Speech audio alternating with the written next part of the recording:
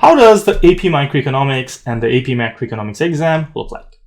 In this video, we're going to talk about the format of the exam and the tools that you will be allowed to bring with you on exam day. Both AP Economics exams have two sections, a multiple choice question section and a free response question section.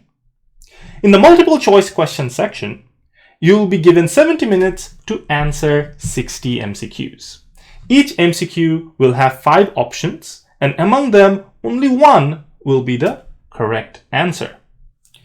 The answers to the 60 MCQs have to be filled in a bubble sheet with a number 2 pencil. Now, if you want to do some rough work when you're doing multiple choice question, and that is something that I do recommend, you should be able to draw graphs to sort of figure out what the answer should be. In those situations, you can use the space on the question paper itself. So any amount of white space on the sides or at the bottom or at the top, because nothing on the question paper itself will be marked. It's the bubble sheet that will be marked for the MCQ portion of the exam. Now, once you're done with the MCQ section, you will get a 10-minute break, followed by the free response questions. Now, as the name suggests, this is a section where you're expected to write answers. A good news is that you don't have to write any essays. The answers to the questions in this section will be anywhere from a sentence long to a few sentences long. There will be 3 questions in this section. The first question is the longest one, worth 10 marks, and there will be about 7 to 9 sub-questions. The second and the third questions are both 5 marks each, and they will have 3 to 4 sub-questions. In total, you'll be answering 20 marks within a span of 60 minutes. Now, one thing about the free response question section, at the start of the exam, you'll be told that you have 60 minutes to answer, but the first 10 minutes is meant as a reading period. You're expected to sort of read through all the questions, get an idea of how to sort of answer them, and then start writing after those 10 minutes have passed, giving you 50 minutes to finish the FRQs. However, there is nothing that prevents you from starting to write or attempting the questions from the start of the 60 minutes.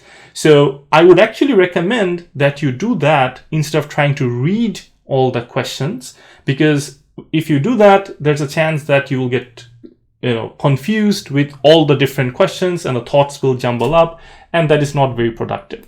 So I would recommend that when you get the 60 minutes for the free response questions, you can start writing the answers from the first one or the second one or third one, depending on what you prefer.